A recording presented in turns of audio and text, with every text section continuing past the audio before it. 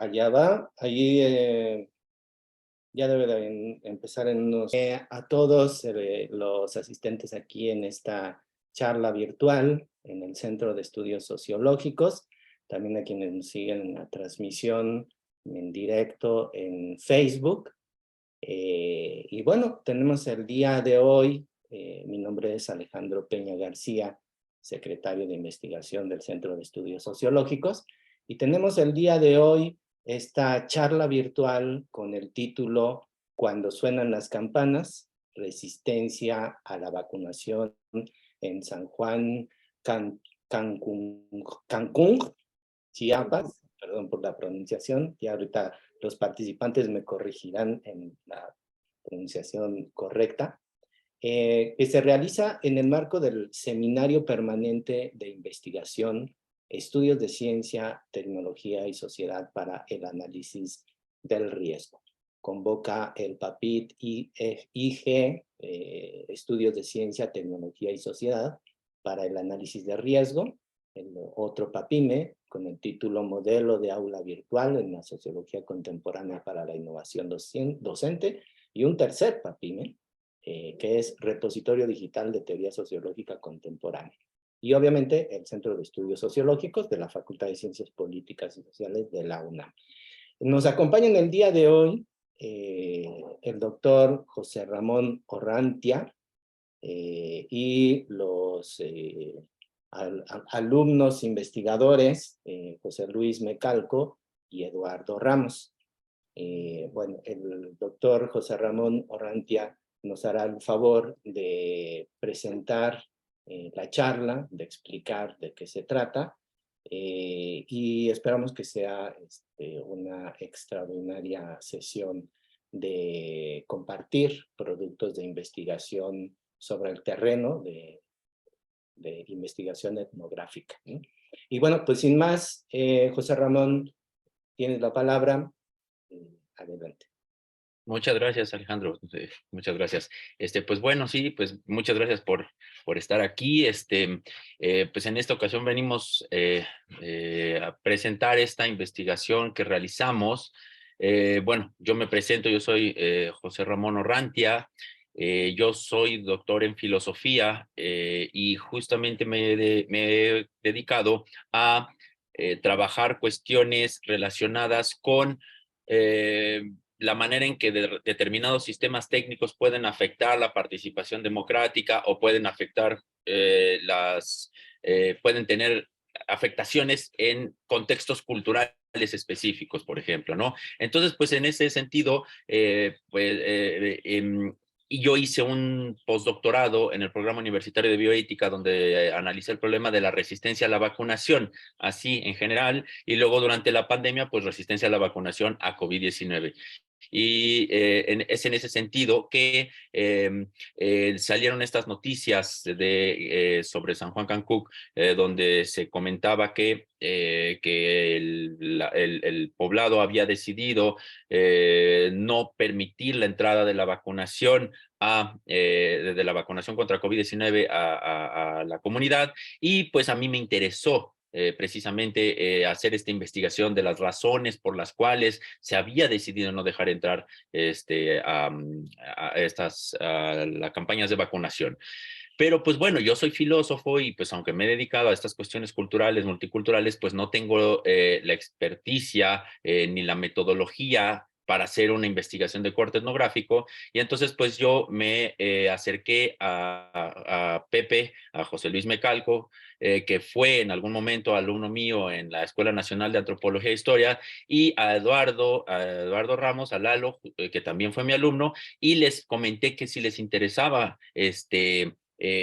pues ayudarme con esta investigación, y me dijeron que sí, y pues conseguimos justamente financiamiento, y pues nos fuimos durante un tiempecito a San Juan Cancún. Yo me fui nada más, como quien dice, a ver cómo estaban las cosas. Ellos se quedaron a hacer la investigación más profunda, y pues ahora les vamos a hablar precisamente de esto que les estamos comentando. Antes me gustaría pues darle la palabra a Pepe y a Lalo para que se presentaran ellos, y ya después empezar yo con un poco del marco teórico para de que después darle la palabra a ellos para que presenten la investigación. Pepe. Hola, hola, ¿cómo están? Pues nada, me llamo José Luis Mecalco, me dicen Pepe Omar en algunas, en Zoom, ¿no?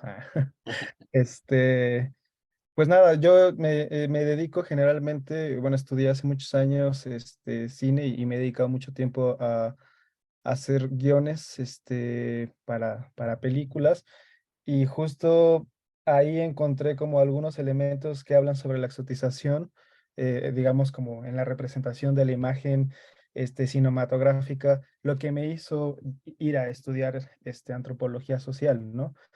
Entonces también soy antropólogo social, ahorita soy tesista, he trabajado en dos lugares de campo, uno en Durango, en la Sierra en la Sierra Occidental, allá entre ODAM, autodenominados ODAM, lo que la literatura antropológica conoce como Tepehuanos del Sur.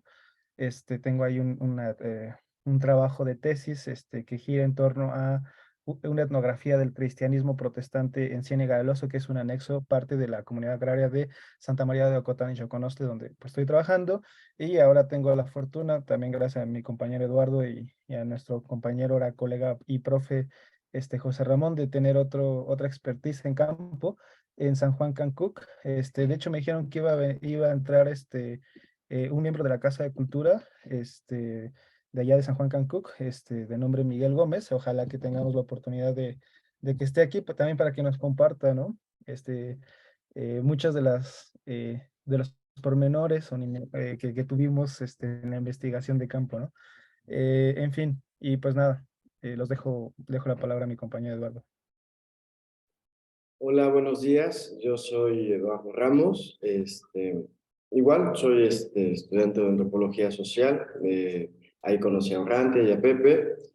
Y pues bueno, ahorita les estaremos como platicando un poco de qué fue como el trabajo que se realizó, cuáles fueron como ciertas cosas que seguimos como problematizando y de alguna manera como, bueno, cómo se fue delimitando y abriendo como la pesquisa como de datos, ¿no? Que eso pues fue igual como algo que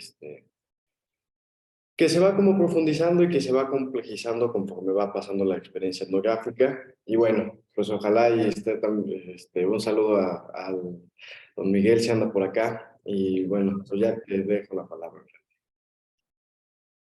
Perfecto. Bueno, pues voy a compartir pantalla para eh, eh, para que podamos estar viendo esta presentación que preparé. Bueno, como les comentaba, esta investigación pues se fue financiada por un PAPIT a cargo del doctor Ambrosio Velasco Gómez. Y bueno, lo que es importante decir que, bueno, esta investigación deriva del postdoctorado que hice en el programa universitario de bioética, pero no la hice durante el tiempo esta de San Juan Cancuc, durante el tiempo del postdoctorado. Y también es importante decir lo que decía, que fue financiada por este otro PAPI. Voy a presentar muy rápidamente lo que sería como quien dice el marco en el que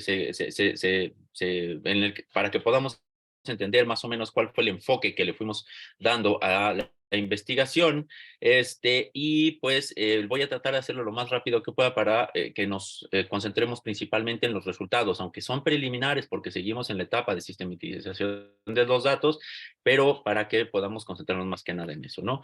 Bueno, como dije, bueno, ya esto.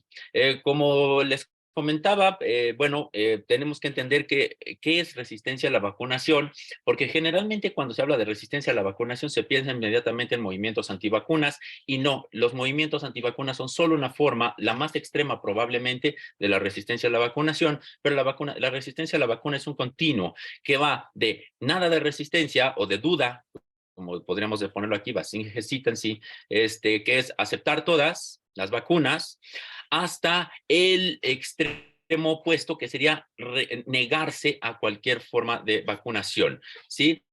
Y en medio hay casos de acepto unas y otras no, las acepto, pero las voy postergando unas y otras porque pienso que se puede sobrecargar el sistema, etcétera, etcétera, etcétera.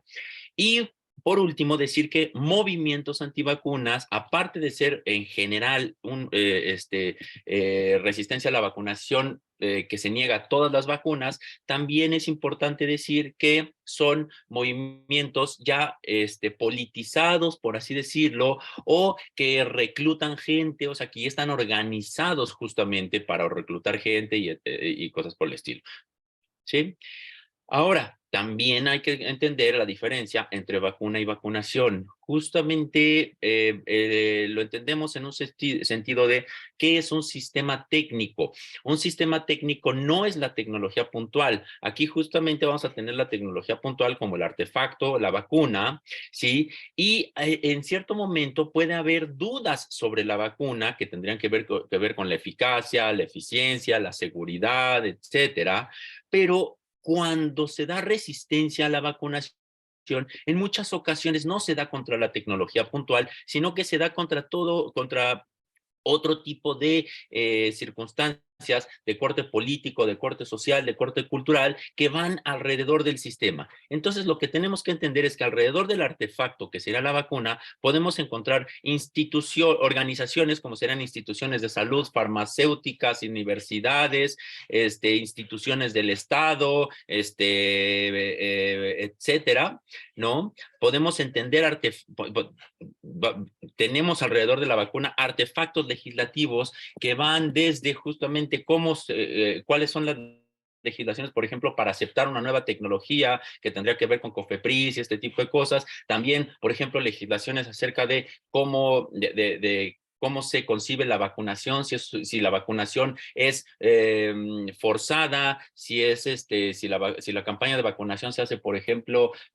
a través de la persuasión, o si tenemos vacunación obligatoria. Hay diferencias entre ellas. Forzada es justamente pues, lo que he llamado modelos policiales de vacunación, donde te pueden forzar incluso físicamente a vacunarte. Esos son muy raros, pero sí se han dado en la historia. La vacunación obligatoria es donde tienes, por ejemplo, te pueden condicionar un servicio, o condicionar el trabajo, o condicionar alguna cosa si no te vacunas. Y la vacunación por persuasión es vacunación libre, tú decides si vacunarte o no, y se hacen campañas justamente de comunicación científica para tratar de convencer a la gente de que se vacune, ¿no? Entonces ya vemos justamente cómo la legislación también hay este tipo de cosas. Hay componentes científicos, como serían las investigación científica, los journals, periodismo científico, seminarios, congresos, comunidades científicas, comunidades epistémicas, etcétera.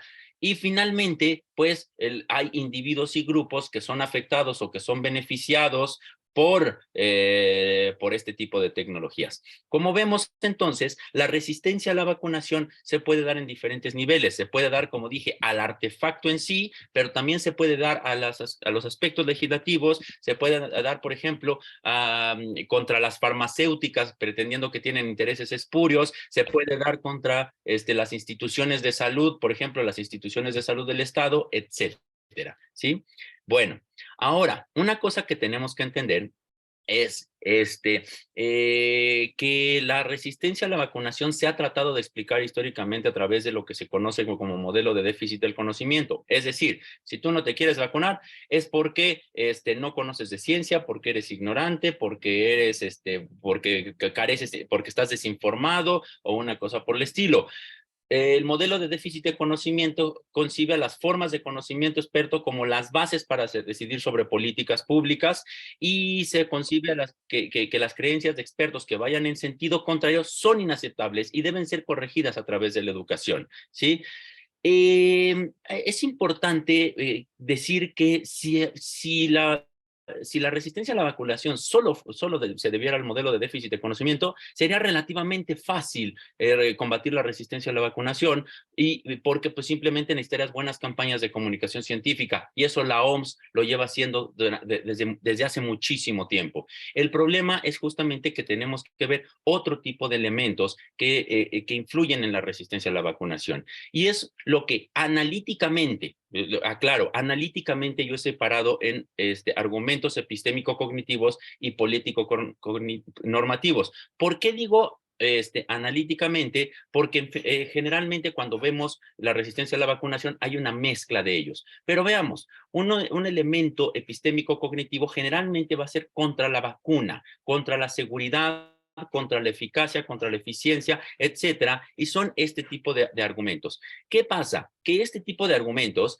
pueden ser, digamos, rebatidos a través de fact-checking, a través de datos, a través de información científica, ¿sí? Porque si me dicen, la vacuna DTP está relacionada con el síndrome de muerte súbita, simplemente tengo que ver tasa de muerte súbita antes de vacuna de DTP, tasa de muerte súbita después de vacuna de DTP, no hay un cambio, no hay un cambio en estas tasas, un cambio significativo, entonces puedo pensar que la percepción de que hay, por ejemplo, de esta relación está basada en lo que le dicen sesgo de coincidencia, o en inglés de coincidence dragon, ¿no? Que no sé por qué se llama así, pero está muy, muy padre.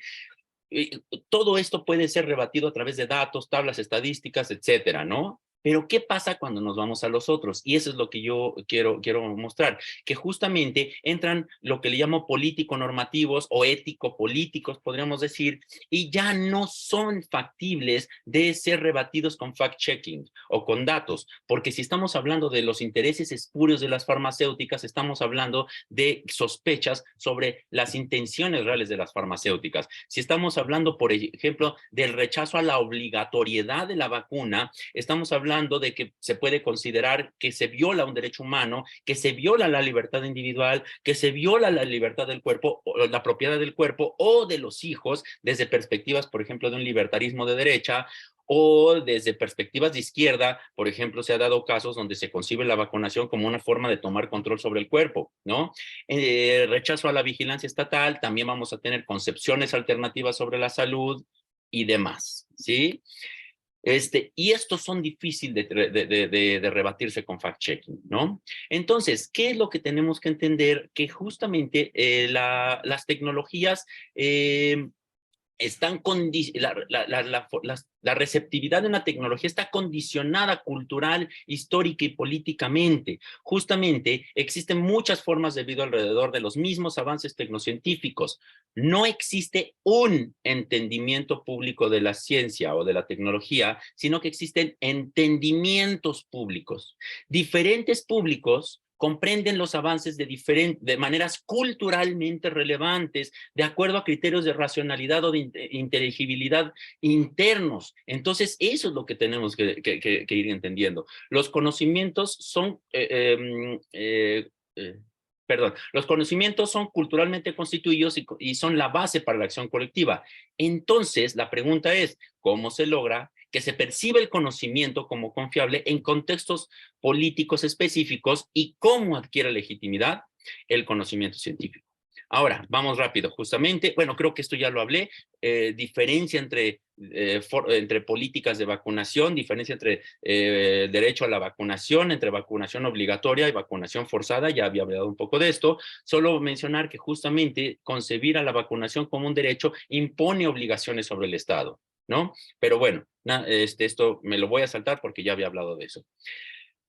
¿Qué pasa entonces? Que cuando vamos a analizar los contextos específicos de recepción, por ejemplo, de la vacuna, hay que tomar en cuenta lo que Strickland llama las culturas locales de vacunación. Para comprender más profundamente el comportamiento de las personas respecto a las vacunas, se debe ser sensible a las diferencias grupales que se manifiestan en culturas locales de vacunación. ¿Y en qué consiste esto? Consiste en experiencias pasadas. Si tú tienes una experiencia pasada negativa sobre la vacunación, es probable que tengas resistencia. Eso es lo que ha pasado, por ejemplo, posteriormente a las campañas de vacunación en Bangladesh, de vacunación contra la viruela, donde se utilizó la vacunación forzada, se ha generado resistencia a la vacunación posteriormente, a pesar de que en ese momento fue muy eficiente la campaña de vacunación. Creencias sobre la enfermedad. Ahí estamos hablando incluso de niveles ontológicos, porque justamente estamos hablando de qué entidades estamos dispuestos a aceptar que existen, cómo se da la enfermedad, y eso también tenemos que tenerlo en cuenta, ¿no? Incluso si hay algún estigma sobre la enfermedad y ese tipo de cosas, también hay que tomarlo en cuenta. Ideas sobre la medicina moderna, cómo se concibe la medicina moderna y su relación con las medicinas que podríamos llamar tradicionales. Percepción del personal de vacunación. Si el personal de vacunación trata mal a las personas, si el personal de vacunación es eficiente, si el personal de vacuna, etcétera, vas a generar resistencia posteriormente, porque a través del chisme o a través del rumor justamente vas a tener lo que en mercadotecnia se llama word of mouth advertising, ¿no? Entonces, pues vas a tener ahí resistencia porque se van a contar de que, no, pues ahí te tratan mal, pues ni vayas, mejor, ¿para qué? ¿Para que me traten mal? ¿Para que me estén regañando? Ni voy. Prácticas de salud y acceso a servicio, también hay que ver cuáles son esas prácticas de salud y cómo está el acceso a servicios de vacunación y obviamente cómo están organizadas las campañas de vacunación. Como vimos ahora con COVID-19, una buena organización de la campaña de vacunación genera aceptación, una mala organización, si te tardas horas en la cola, genera rechazo, ¿sí? Bueno, finalmente, se tiene que poner énfasis justamente en las 3 Cs, confianza, conveniencia y complacencia, justamente, ¿no? Las campañas de vacunación tienen que organizarse alrededor de estas 3 Cs para que justamente podamos hablar de una buena campaña de vacunación, que sean confiables, que sean convenientes, que estén cercanas a las personas. Por ejemplo, si una persona tiene que caminar 20 kilómetros para llegar a vacunarse, pues justamente eso va a generar, pues no necesariamente rechazo, pero va a ser una campaña de vacunación fallida, etc. Me voy a saltar esto, si quieren al rato podemos hablar un poco más porque me interesa pasar a esta otra parte. Una de las cosas que tenemos que ver es que durante COVID-19 se dio, yo sostengo que lo que teníamos era una pandemia, pero teníamos muchas sindemias. ¿Qué es una sindemia? Justamente una sindemia nos dice que aparte de las comorbilidades de las que ya estamos muy acostumbrados a oír hablar, donde una enfermedad y otra pueden justamente juntarse o darse en una misma persona y afectar las trayectorias negativas una de la otra, aparte de eso, las condiciones de inequidad social, de disparidad, etcétera, pueden hacer que sea todavía más, pueden afectar más negativamente las trayectorias de estas dos comorbilidades. Lo característico de las sindemias, de acuerdo con Meryl Singer, que es una categoría de la antropología médica, es que se dan en grupos sociales muy específicos. Por eso digo que aunque el COVID-19 fue una pandemia porque nos afectó a nivel mundial, a nivel global, afectaba de manera diferenciada a grupos específicos justamente por las condiciones de inequidad social, ¿sí? Entonces, aquí es donde viene la cuestión porque, como bien dijo Miguel, justamente que ojalá que entre a la sesión, se esperaba, por ejemplo, que los pueblos indígenas cayeran como moscas, decía él, justamente derivado de esta condición de inequidad y desigualdad que nosotros conocemos que las comunidades indígenas, las comunidades indígenas padecen. Pero aquí viene una cosa muy interesante que es este informe de la CEPAL sobre los pueblos indígenas de Abya Yala y que lo que dice es que se vio que algunas comunidades indígenas desarrollaron algunas estrategias comunitarias justamente para la prevención de contagios y para ayudarse justamente ante la situación económica. Y entonces lo que hicieron, por ejemplo, según este informe, es que se generaron datos sobre los contagios y los fallecidos, adoptaron medidas de contención y mitigación, por ejemplo, cercos sanitarios, cierre de fronteras o prohibiciones de accesos a la comunidad, hicieron vigilancia y supervisión comunitaria y crearon protocolos propios de circulación y aislamiento, tomaron medidas comunitarias de cooperación y reciprocidad para garantizar la seguridad alimentaria y fomentaron la medicina tradicional para combatir el contagio de COVID-19 y, bueno, la enfermedad. Nosotros nos preguntamos justamente si esto había ocurrido en San Juan Cancuc y pues bueno, justamente aquí es donde tenemos este caso, que es ya nuestro caso, ¿no? Voy a presentar rapidísimo esto, pero finalmente después le voy a dar la palabra a a mis compañeros para que ellos ya nos empiecen a platicar. San Juan Evangelista Cancuc, en Chiapas, justamente es un municipio, como digo, de los Altos de Chiapas. Es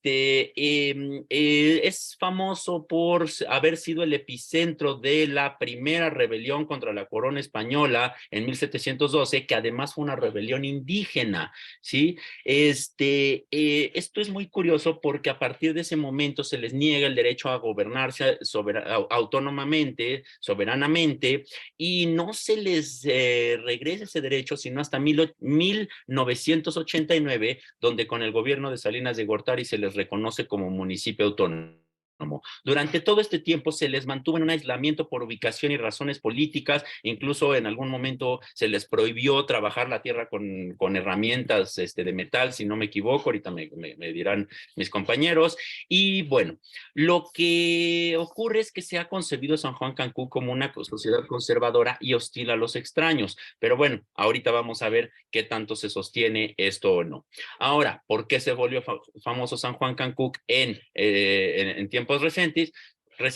Justamente porque a través del ayuntamiento municipal sacaron este comunicado donde las diferentes comunidades habían decidido, las 45 comunidades de San Juan Cancuc habían decidido conjuntamente y en consenso no permitir la entrada de las campañas de vacunación y dos personas que dijeron yo sí me quiero vacunar, les dieron chance de vacunarse, pero no permitieron que entraran estas campañas de vacunación, ¿sí? Y eso fue lo que nos hizo ir allá. Ahora, justamente la hipótesis de trabajo con la que nosotros fuimos allá es que dadas las condiciones históricas y contextuales de San Juan Cancuc, la resistencia a la vacunación contra COVID-19 responde más a una tensa relación con instituciones y autoridades de los diferentes niveles de gobierno que a ignorancia o falta de conocimientos de los conceptos básicos de la ciencia y de su funcionamiento. A través de este tipo de posicionamientos, reafirman sus prerrogativas de autogobierno. Y bueno, justamente lo que puedo adelantar es que vemos que esta hipótesis se confirma parcialmente. Efectivamente, sí vamos a encontrar muchos rumores, sí vamos a encontrar muchos concepciones, pues digamos, equivocadas o desconocimiento sobre las vacunas o sobre cómo funcionan las vacunas o sobre la ciencia, pero nos parece que no eran esas las razones principales para rechazar la campaña de vacunación, y eso es lo que vamos a tratar de mostrar. Entonces, no voy a centrarme en los objetivos. ¿Por qué? Porque finalmente, o bueno, los leo rápido para que no haya problema. Objetivos de la investigación: identificar los elementos que influyen en la resistencia a la vacunación en el municipio de San Juan Evangelista Cancuc. Analizar si la relación política histórica entre la comunidad y el Estado mexicano ha tenido influencia en la resistencia a la vacunación. Contrastar las explicaciones oficiales de la resistencia a la vacunación en San Juan Cancuc con los testimonios de los pobladores del municipio. Identificar formas de organización comunitaria, familiar o de algún otro tipo que hayan sido puestas en práctica para contener los contagios, prevenir las enfermedades o la enfermedad o mitigar los estragos causados por las medidas de aislamiento y la suspensión de actividades económicas, e identificar formas de conocimiento tradicional, por ejemplo, medicina, que se hayan utilizado en lugar de la vacuna para contener los contagios o combatir la enfermedad. Habiendo dicho esto de los objetivos, justamente les dejo con estas que fueron más o menos las líneas de investigación que seguimos, y simplemente las voy a dejar ahí y le voy a dar la palabra a Lalo y a Pepe y a Lalo para que ellos nos platiquen justamente qué es lo que fueron encontrando a lo largo. Adelante, colegas. Hola, hola, ¿cómo están? Entonces, pues bueno, yo les voy a hacer, bueno, la dinámica que queríamos hacer es, hicimos un documento en donde más o menos hicimos un resumen de los datos de diario de campo que tenemos, sobre todo para que no se prolongue tanto la sesión, y sobre eso Lalo va a ir agregando elementos, tanto a nivel analítico como de datos de campo, pues. ¿Sí, Lalo? Sí, adelante, Pepe. Vale, entonces, primero voy a empezar un poquito con la descripción historia. Me gustaría darles o narrarles cómo inicia el diario de campo. Al principio conocimos a un doctor que se llama Arturo Lomeli, que nos dio una pequeña introducción sobre San Juan Cancuc, que después pudimos ir verificando algunos datos que él nos dio. Lomeli nos dijo que en Cancuc es un municipio indígena recién constituido, un municipio libre indígena recién constituido en 1989, con alrededor de 60,000 habitantes, de los cuales hay un 60%, cito, entre comillas, que es evangélico, y el 40%, entre comillas, que es zapatista, lo que deja fuera del porcentaje al pequeño grupo que representa a la religión tradicional u otro grupo que se autonombra como católicos. Posteriormente, en otro momento de la plática, nos dice Miguel que conoció y colaboró, y voy a meter este nombre de este investigador porque va a ser importante la noción que él tiene en torno al Chulel, con un investigador que se llama Pitarch, a lo que yo pregunté sobre cómo era él en campo, y él se limitó a decirme que era una buena persona, y sin embargo yo insistí sobre todo en la noción de Chulel que leí en su trabajo. Entonces intenté saber qué opinaba sobre esto, pero otra vez Miguel se limitó a decirme que era una buena persona. Con esto también quiero dibujar un poquito este hermetismo, o este cuidado de ciertos datos, de cierta información que salen dentro del municipio de San Juan Cancuc, hacia sobre todo lo que conocen Caxlanes o Caxlanetic, que significa, bueno, se podría traducir como mestizos. Caxlán mestizo, Caxlanetic mestizos. Eh, Después, bueno, sobre ello se hiló el tema en la conversación sobre la palabra chul, que según Lomeli, perdón, es lo sagrado, Miguel y Lomeli, es lo sagrado, y el chulel es el cuerpo sagrado, lo sagrado del cuerpo. Tengo la impresión que a partir de esto se pueden rastrear ciertos datos contextuales sobre la noción de la persona, celta, pero también sobre la noción sobre la construcción de la noción de la persona del cristiano, no solo católico, sino protestante. Ahorita, ¿cómo se constituye un celtal como una persona? Es decir, uno protestante, uno que al costumbre o uno que no. Por otro lado, ¿no es esto un dato quizás del trabajo de Pitarch con la noción de cuerpo? Un dato que aparece en trabajo de campo. Siguió la conversación, pero Lomelí no dejaba de hablar lo que según es el Cancuc. Hablaron de la noción del ave del corazón, que se dice mutil contantic, refiriéndose a que ello es parte del chulel, algo que te puede robar un laf, algo que no tengo claro aún. En otro momento platicamos sobre la rebelión de 1712, que ya hizo referencia el doctor Orrantia, hizo referencia a la relación que esto tenía con la constitución del municipio libre indígena a modo de una continuidad de resistencia celtal contra la corona española, y en este caso contra el Estado mexicano. Y sobre este punto mencionó como persona importante al maestro Lorenzo, quien ayudó a que se constituyera tal municipio. Y nos contaron entonces que la división del espacio político a partir del municipio consta de una cabecera municipal y 45 parajes que son parte del territorio del municipio. Después platicaron sobre las instalaciones o infraestructura de servicios de salud dentro del municipio, ya más referente a la investigación por la que estamos acá, y nos contaron que hubo una negación de la campaña de vacunación por parte del Estado. Se dijo además que en el lugar no había clínicas en el pasado, por ejemplo, ¿no?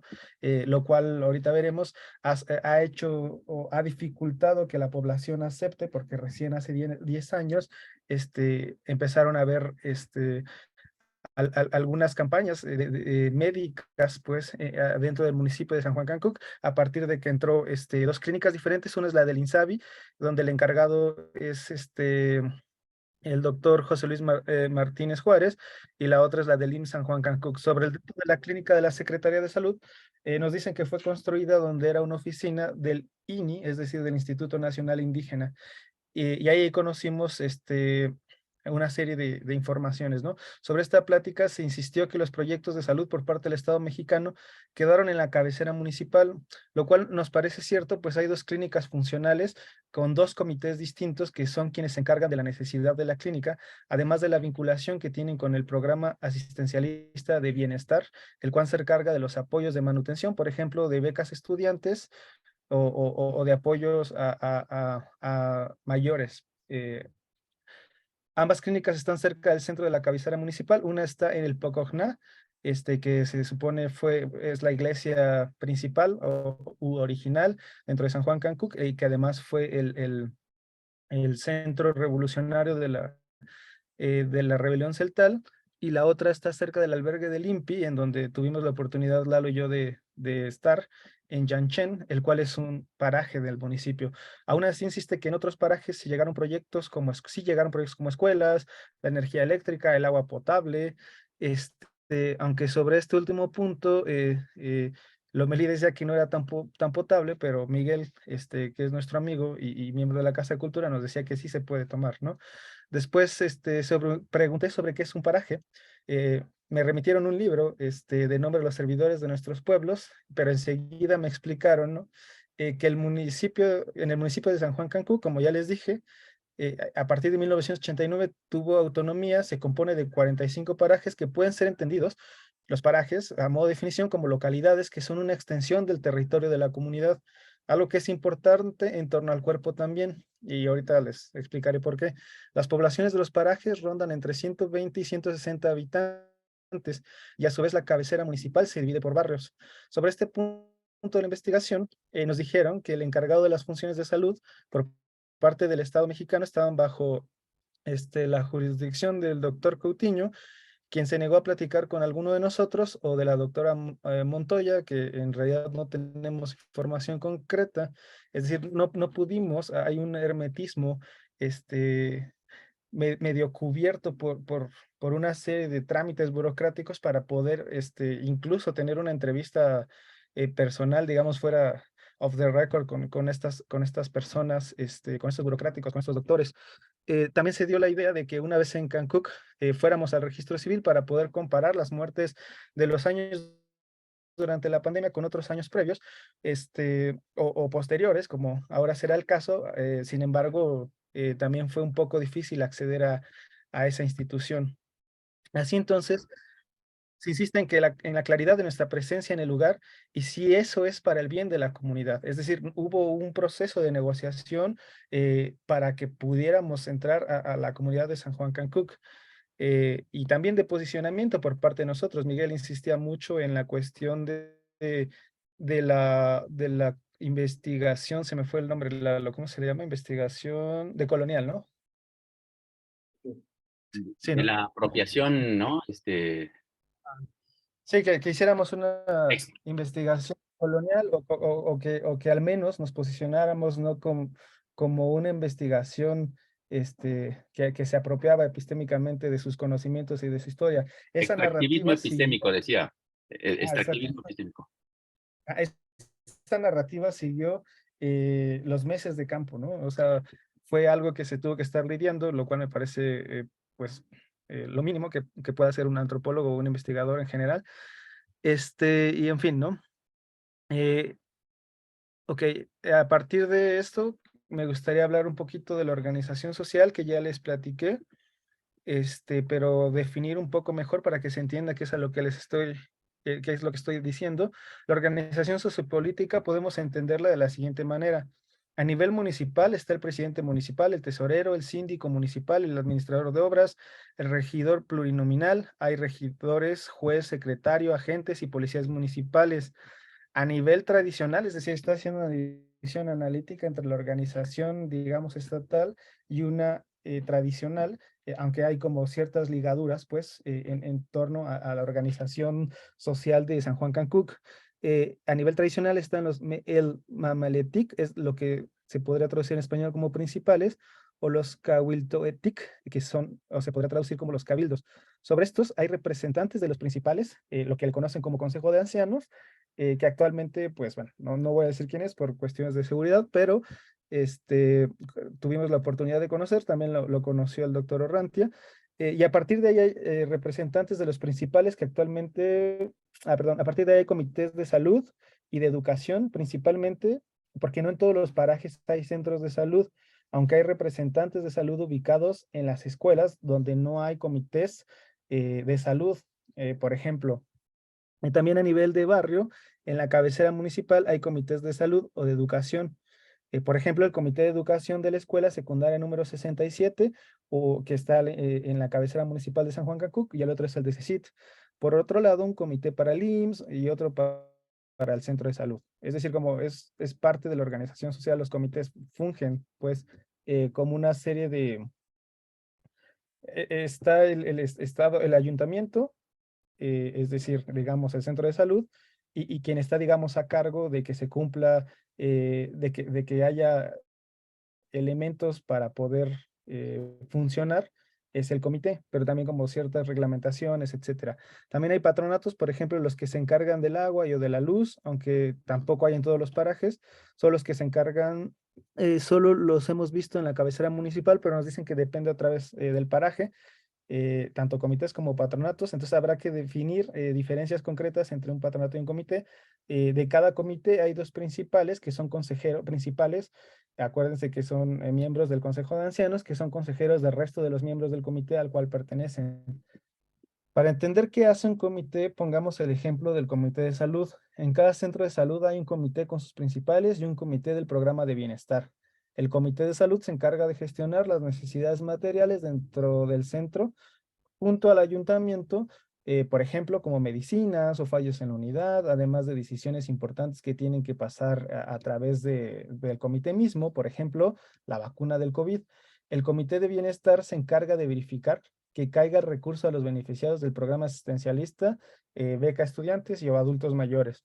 El comité de educación puede sancionar, por ejemplo, en otro sentido, la vestimenta en la escuela, el cabello, el look, también puede prohibir el noviazgo a riesgo de ser multado o incluso obligado a casarse. Los comités parecen que buscan, a veces nos decían cómo imponer ciertas multas tan pronto ocupan un cargo, lo que las personas con las que pudimos platicar dicen que se hacen corruptos, entre comillas, una vez que llegan a esos cargos.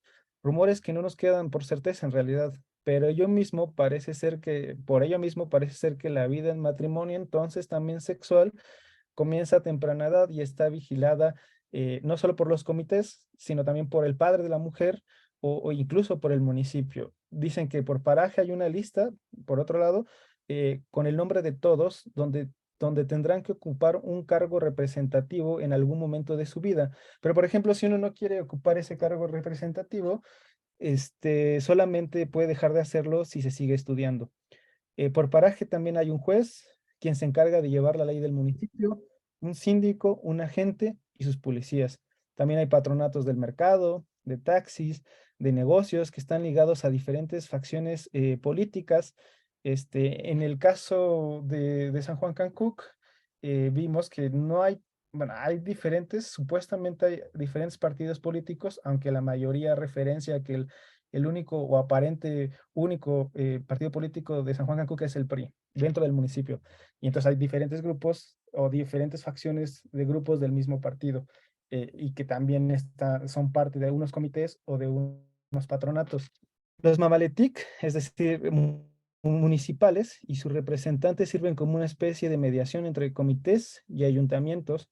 Por ejemplo, si hay un problema de tierras, entonces el viejito representante, entre comillas, tendrá que mediar junto al ayuntamiento. Si un problema no puede ser resuelto por comité o entre comité o juez, este problema pasará al ayuntamiento que en caso de no encontrar una solución concreta, lo tendrá que lidiar junto con los mamaletic. Y en caso de que no haya una solución, por ejemplo, dicen que si hay un problema con el comité escolar dentro de las instalaciones de la escuela, pero es un problema bastante grave que no pueden lidiar ni los comités, ni el consejo de ancianos, ni los jueces, ni del ayuntamiento, entonces tendrá que pasar a instancias mayores del Estado, tanto, por ejemplo, digamos, eh, bueno, decía un profesor que si había como ese tipo de problemas, él tenía que venir hasta la ciudad. Es decir, dependiendo del problema, supuestamente lo que nos dicen es con quién tienen que ir a resolverlo, ¿no? En general, bueno, hay noticias y percepción y descripción, el siguiente punto de San Juan Cancuc, de lo que es la experiencia de la pandemia de COVID en la comunidad y la percepción de la vacunación también en la comunidad.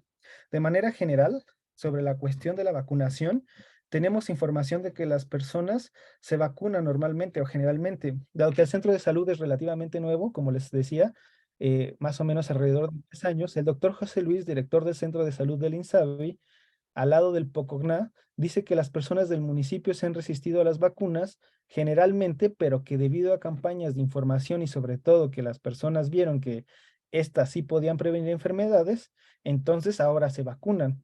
Por ejemplo, el centro de salud ofrece las siguientes vacunas: la vacuna BCG, PDTA, DPT, CRP, influenza, rotavirus y hexavalente. Incluso el día que fuimos a la entrevista con el doctor, observamos que fuera del centro de salud había personas formadas, sobre todo mujeres y niños pequeños, para recibir la vacuna de la influenza, esto con el cuidado de algunos de los principales del comité que estaban presentes en el lugar.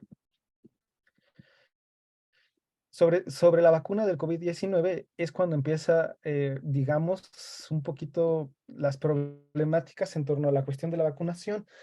Cuando sucedió la pandemia sobre COVID-19 fue diferente porque, entre comillas, casi nadie, cierro comillas, se la quiso aplicar. El doctor nos explica que piensa que es por usos y costumbres que no se permitió la vacuna, pero en general los habitantes originarios de Cancún dicen que no se quisieron aplicar la vacuna tanto por los rumores y chismes que vinieron en torno a la enfermedad del COVID, el encierro sanitario que no cumplieron. Además, ellos nos hablan de un tipo de fiesta que hicieron en abril de 2020, donde festejaron al santo patrono San Juan, donde incluso fueron periodistas, autoridades estatales y hasta la Guardia Nacional para asegurar que se implementaran las medidas sanitarias y que cerraran, pues, digamos, bueno, que cumplieran las medidas sanitarias y que cerraran de cierta manera como esta, eh, ¿cómo se dice?, convivencia pública. Sin embargo, quedaron en acuerdos entre ellos, una vez que se fueron estas autoridades, de no tomar fotos ni esparcir la noticia de la fiesta para que siguiera y no tuviera ningún problema al exterior del municipio, pues incluso desde el gobierno los amenazaban con sancionarlos, sancionar al presidente municipal y aplicarles una multa. Es decir, ellos decidieron entonces, después de una serie de experiencias, no vacunarse de manera comunal, aunque hay pocos casos que sí se vacunaron, como decía el doctor Rantea, principalmente los trabajadores del gobierno que fueron obligados en su mayoría a tomar la medida de la vacuna, porque si no lo hacían, o se les amenazaba con despedirlos, o se les amenazaba con bajarles el sueldo. Esto se constata porque tanto el director del CECIT como algunos otros profesores y en el centro de salud nos dijeron que vino un oficio que la autoridad en turno presentaba para que se vacunaran, porque de otro modo las personas originarias de Cancún no querrían hacerlo, a diferencia de los trabajadores Caxlanetí, es decir, mestizos, que también trabajan en el municipio de San Juan Cancún y que pues en su mayoría se vacunaron sin problemas. Es decir, la vacunación giró, o sea, hay que hacer dos cosas, una diferencia. Las vacunas sí se aplican en San Juan Cancún, que incluso el doctor Rente seguro tendrá una anécdota el día que hizo su presentación con alumnas del CECIT, en donde no le quisieron decir que estaban vacunadas y posteriormente le vieron la marquita, ¿no?, de la vacuna. Entonces, no sé si quieres contar rápido esa anécdota, doctor. Sí, efectivamente, cuando dimos la plática, me pidieron en ese sitio que diera una plática sobre, que fue un relajo porque era para profesores y luego resultó que era para alumnas, pero bueno, era sobre nuevas tecnologías de vacunación. Y cuando les pregunté si se habían vacunado justamente sobre contra COVID-19, todos me dijeron que no, y les pregunté si se habían vacunado contra otras cosas y dijeron que no, y les dije, ¿quién tiene una marquita aquí? Y se vieron y tenían la marquita, y le dije, ¿ya ven cómo sí están vacunados? Entonces sí, efectivamente, sí, sí, podría decir que generó un poco de consternación el hecho de saber que sí estaban vacunados vacunadas contra otras cosas, a pesar de que ellas se concebían como resistiéndose a la vacunación de una manera bastante firme, ¿no? Por así decirlo, no sé. Sí, entonces, por otro lado, entonces, siguiendo con estas ideas, las personas jóvenes menores de 30 años, como por ejemplo el caso de algunas que conocimos, que nos hicimos además amigos, y que además alegan ser uno de los primeros vacunados en San Juan Cacuc. O sea, generalmente personas menores de 30 años sí decidieron vacunarse. Tanto esta persona como su futura esposa y su primo, quienes están vacunados, son casos excepcionales, pues las razones de aceptar la vacuna o mostrarse positivo ante ella en general es debido a que es una necesidad, entre comillas, para poder acceder a trabajos, mantenerlos o incluso no perder el sueldo, como les decía. El caso de esta persona que fue nuestro amigo después, es interesante es interesante, pues él es ingeniero y alega sobre que en San Juan Cancuc son personas, entre comillas, cerradas.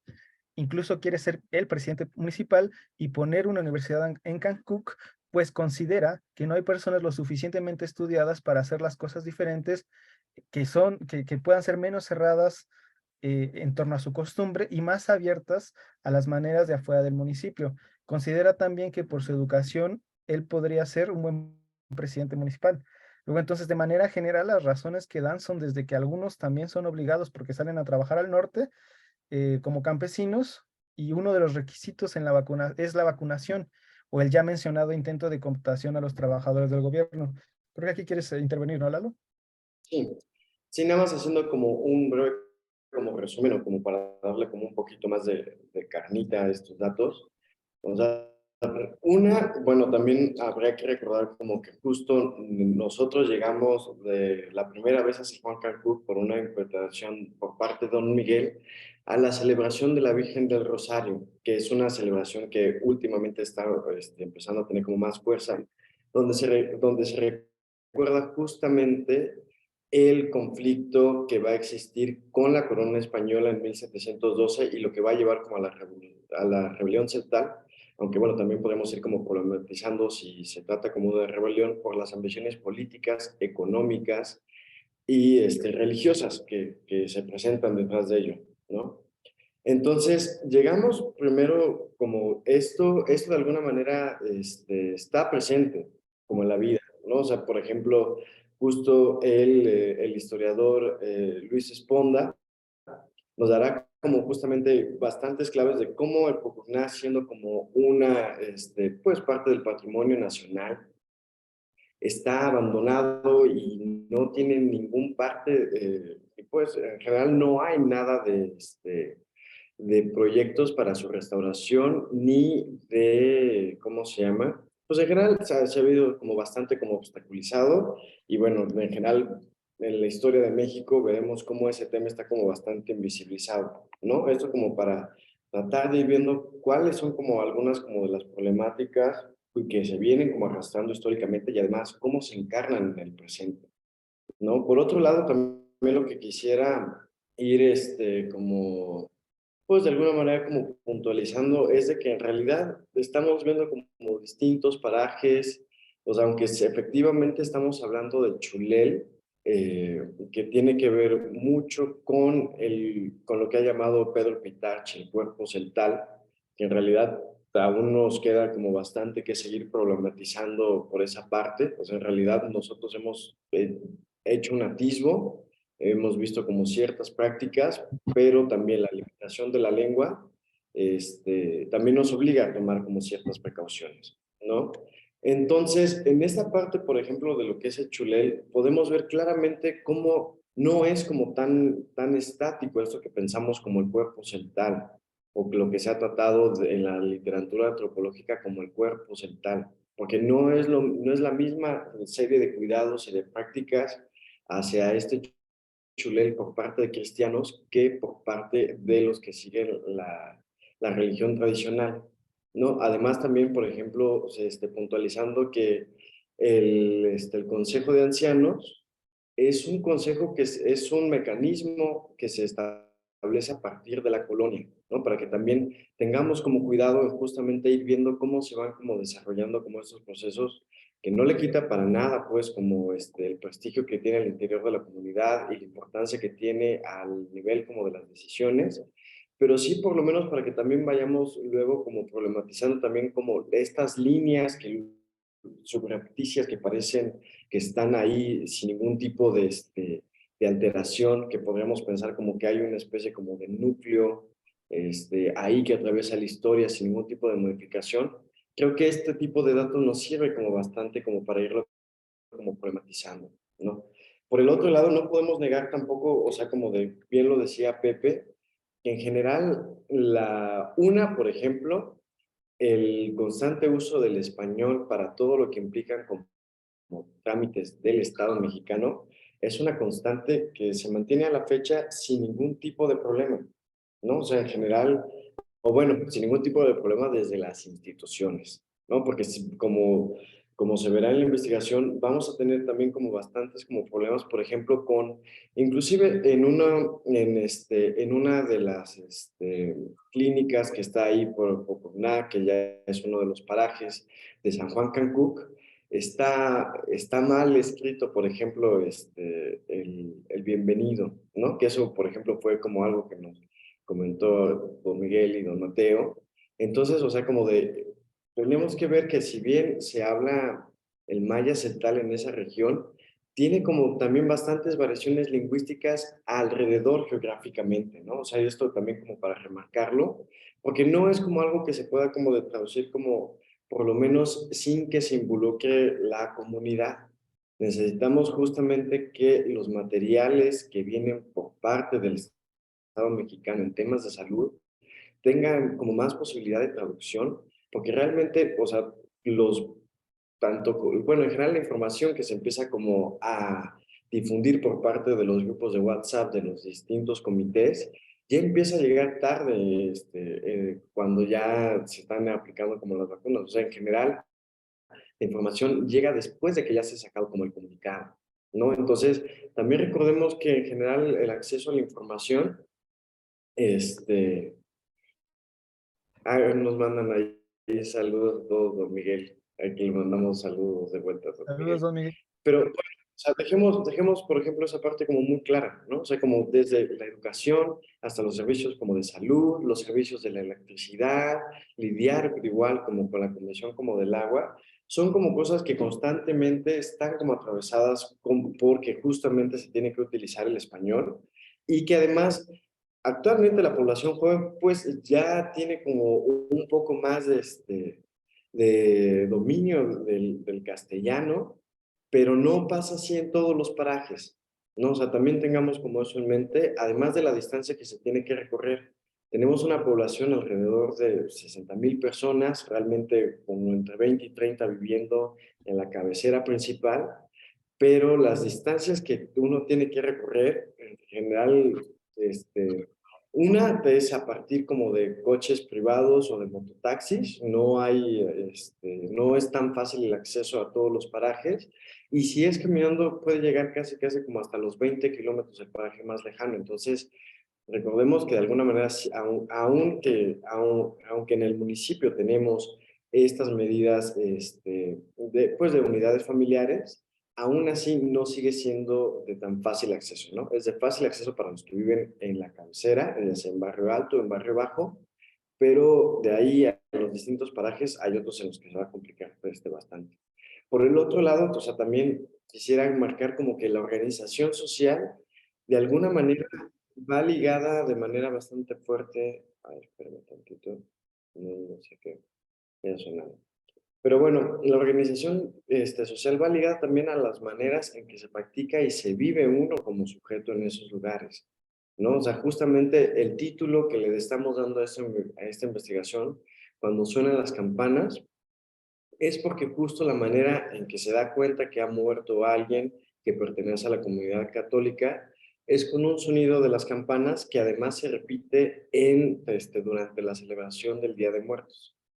Entonces, este sonar de las campanas justo lo tomamos pues como título para dar cuenta, por ejemplo, de cómo es que se empieza como a vivir como ya el momento como de alerta, porque si bien a inicios de la pandemia no hay como tantos casos, ya después se empiezan a alertar al Consejo de Ancianos de que empieza a sonar mucho la campana y que quieren saber qué está pasando, ¿no?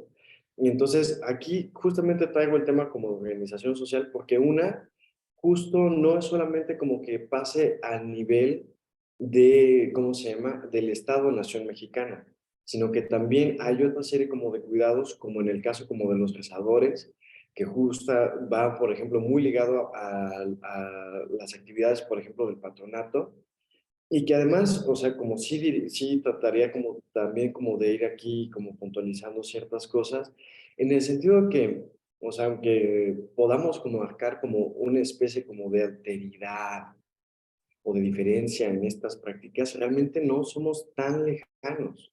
O sea, recordemos que justo, por lo menos lo que también quisiera enfatizar aquí, con el caso del Consejo de Ancianos y de la organización política desde su lado religioso, es que, por ejemplo, una de las, una de las cosas que se va a decir de manera bastante clara frente a la corona española es de que tanto María Candelaria como Sebastián Gómez, que participan en el proceso de la rebelión celtal de 1712, ellos no niegan creer en Dios, ¿no? Y en este Dios católico, por así, bueno, más bien diciéndolo así. Lo que ellos niegan es que tenga que haber una intermediación por medio del clero español para que ellos tengan comunicación con Dios. Y el caso que va a ser de María Candelaria, de la presentación de la Virgen del Rosario, como de San Pedro hacia Sebastián Gómez, justo nos dan como la pauta para decir de que pues, efectivamente ya hay una comunicación directa con Dios, pero que ellos no están negando la religión. Y que en todo caso yo creo que también tendremos, es algo que se ha discutido últimamente bastante en la antropología de la religión, de más que hablar qué ha hecho el cristianismo o el catolicismo con estas distintas poblaciones, porque en realidad cuando hablamos de indígenas hablamos de una serie de poblaciones pues con elementos similares, pero a veces con elementos también como bastantes este, alejados entre ellos, ¿no? O sea, no, hay que tratar de verlos en su dimensión histórica y con sus particularidades para hacer un análisis fino. Y aquí en general el caso que tenemos sí es, por ejemplo, como de, bueno, religiosamente hay algunas cuestiones que tienen como cierta similitud, pero que también nos tenemos como que estar como preguntando cómo van cambiando como estas cuestiones o cómo organizan, ¿no? O sea, justo aquí llega un momento donde primero hay un cierre por medio como pues de las autoridades estatales, en este caso lo que sería tanto el presidente municipal como los comités, pero de alguna manera también va a haber una serie como de cuidados por el Consejo de Ancianos, que además, o sea, estos están en constante interacción, no es como algo que esté como separado, pero que también sirve como para nosotros preguntarnos hacia adentro como sociedades, por así decirlo, mestizas, como bueno, es que eso pasa a nivel analítico de cómo nosotros describimos nuestras sociedades, pero en general somos un jaloneo bastante, ¿cómo se llama? Pues bastante heterogéneo, ¿no? O sea, no podríamos como dar tampoco como, o bueno, más bien tendríamos que también hacer una monografía de nosotros como para ir viendo como esta serie como de detalles, ¿no? Pero también como para tener la sensación de que esto no, que no es a priori, ¿no? Y bueno, antes de que continúe Pepe, como para ir como cerrando como esta serie de puntualizaciones y también como para también nosotros tratarnos de mover, ¿no? O sea, yo creo que deberíamos de ir problematizando el justo cómo dejarnos impactar, cómo tratar como de empatizar, porque en realidad son temas que no es como que, pues, o bueno, no creo que sea como deseable como justamente reprimir una subjetividad en aras de la ciencia, ¿no?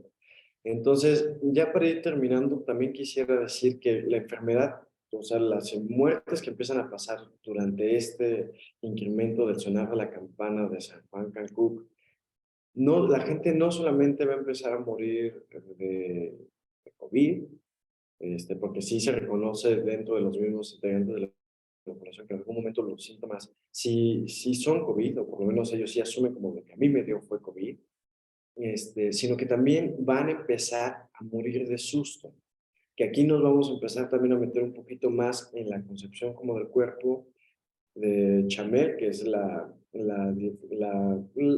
palabra que estoy ahorita como traduciendo para tratar de hablar como de salud y que de alguna manera también nos va a permitir lidiar con ir de manera como muy fina, describiendo como las experiencias en torno a la enfermedad, ¿no? Y en torno justamente a esta dicotomía salud-enfermedad.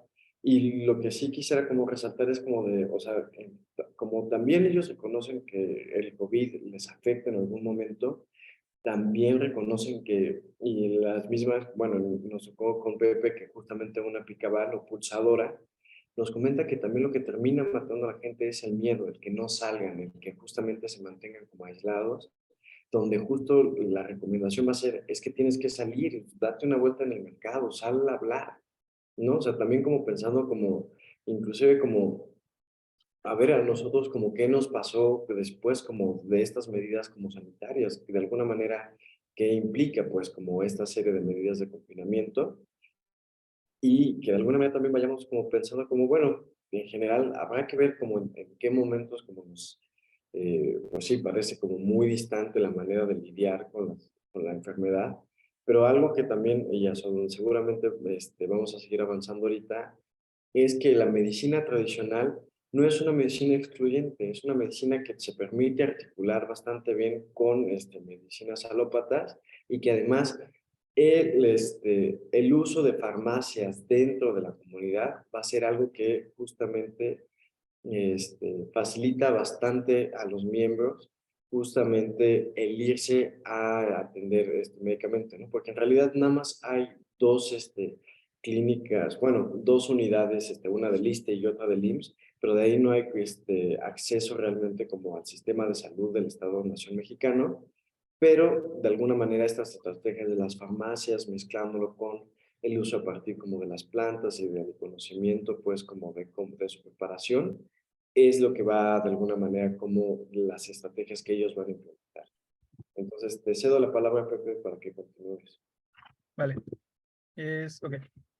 Ok, siguiendo con este punto específicamente sobre el COVID y sobre el hermetismo que existe o existía, mejor dicho, para hablar de la enfermedad, me gustaría poner un caso y después hablar de otro, para ilustrar la cuestión de los comités y el COVID.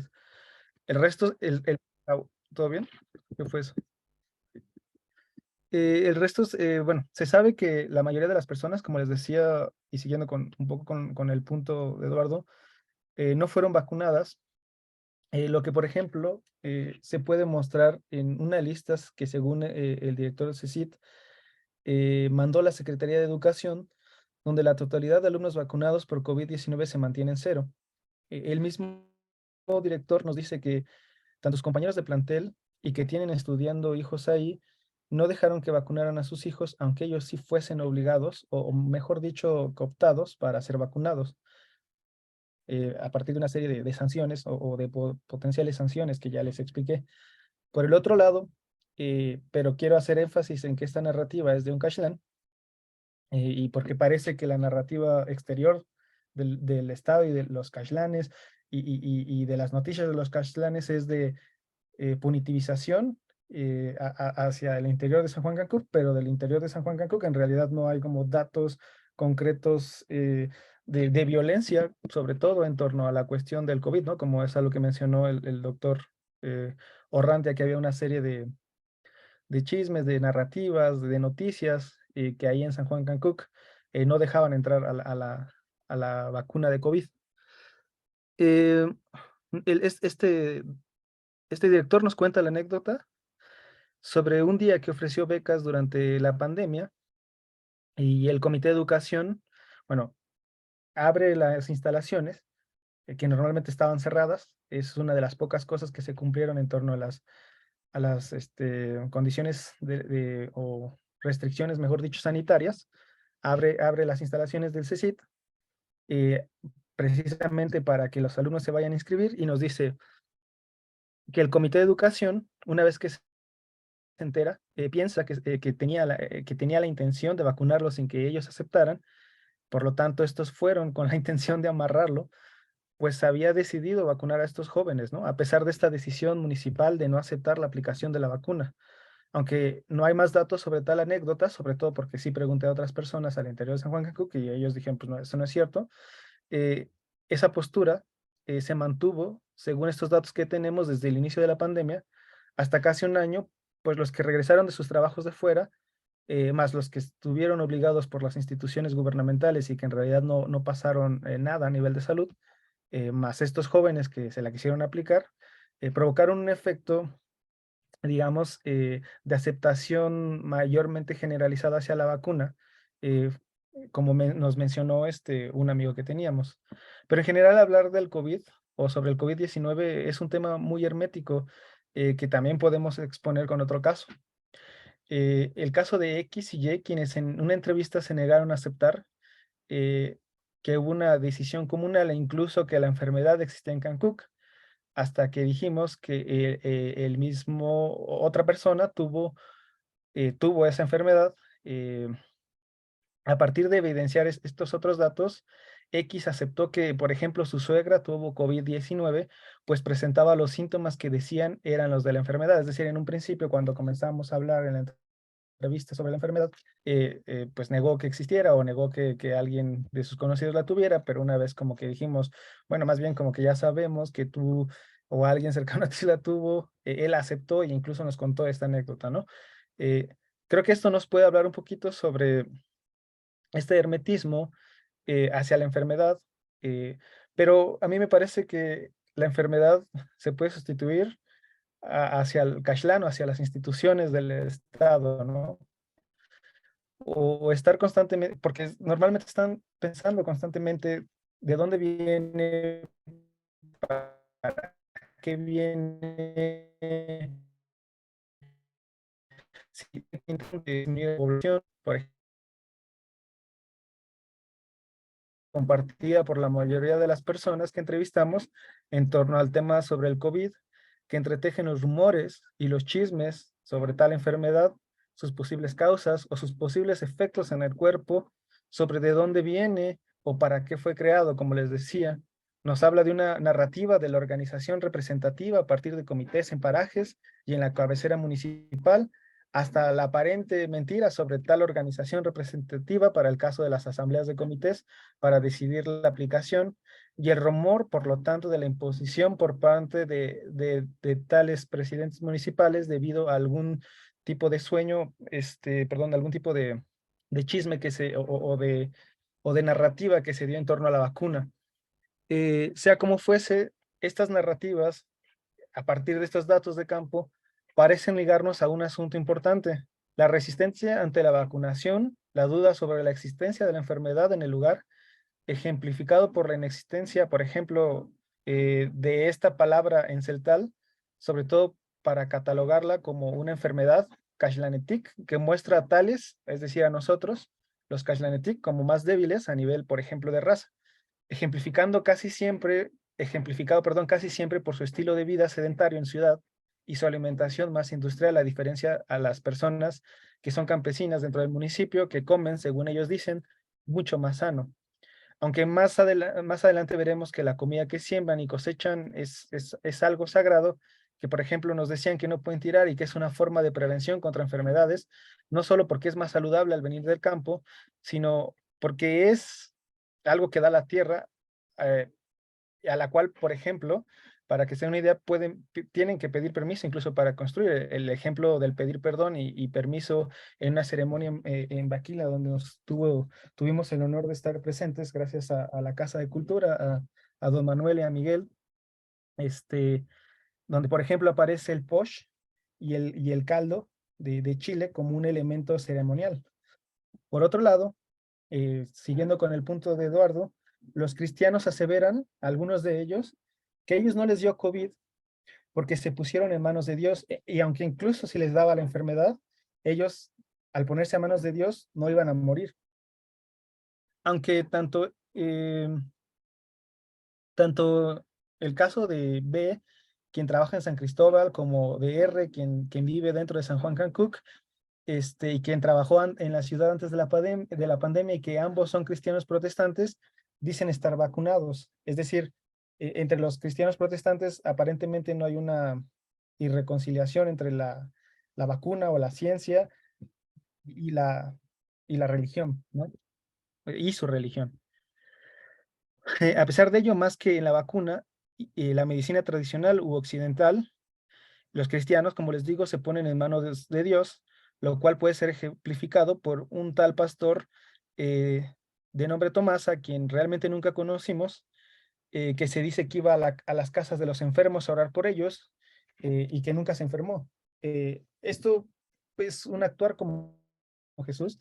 Decía que iba a ayudar a los enfermos, por ello se pondrá en manos de Dios. A modo comparativo, los pastores protestantes que conocí en Durango me han dicho cosas similares, pues no se trata solo de predicar, sino de ayudar, de la acción constante, otra vez similar a la de Jesús. Otras personas dijeron que tal pastor, pues no era tan bueno como realmente decían, sino que era un borracho. Por tanto, dudaron de su buen actuar como cristiano. Pero a mí me parece interesante el dato sobre que los borrachos que se reúnen a las afueras del Palacio Municipal o la iglesia, de quienes se esperó que fueran los más afectados, algunos dicen a modo de chiste fueron los más sanos y a quienes no les dio la enfermedad.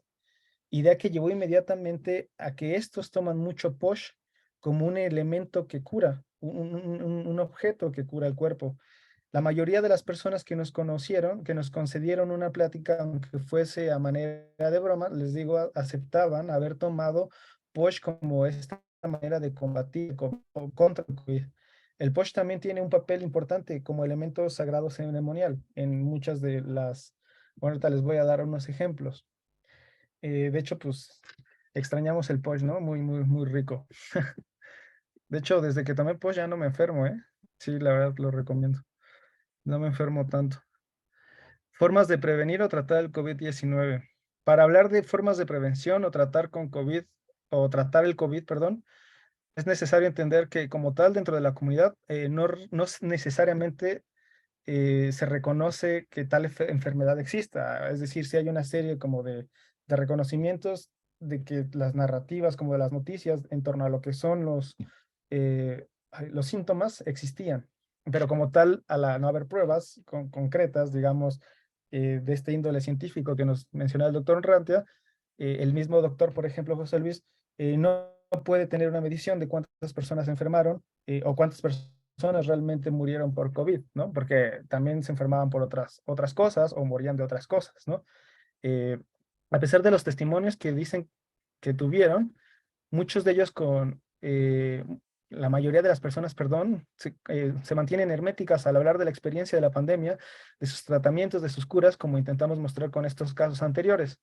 Por tanto, estas prevenciones de las que hablo entrecruzan las enfermedades que nosotros como Cashlanetit reconoceremos en un marco epistémico de medicina moderna, pero que se entrelaza con otro tipo de enfermedades enmarcadas en la lengua y experiencias celtal de San Juan Cancuc, que si bien esto no implica alteridad radical, como nos decía Lalo, sí nos habla de diferencias formales de estar en el mundo, pero también nos va a hablar de ciertas similitudes, sin negar con esto los efectos que tanto, por ejemplo, la conquista española, el Estado mexicano, el cristianismo y la globalización del capital tienen tanto en este municipio libre como en otras zonas indígenas y en general del país, ¿no? Los usos de medicina tradicional como remedio para tratar o prevenir el COVID-19 giraron en los enfermos, sobre todo según los datos reunidos en varias entrevistas, en tres tratamientos que en conclusión con el tratamiento médico moderno fueron los remedios que más rituales ceremonial, que más frecuentemente se usaron para la enfermedad.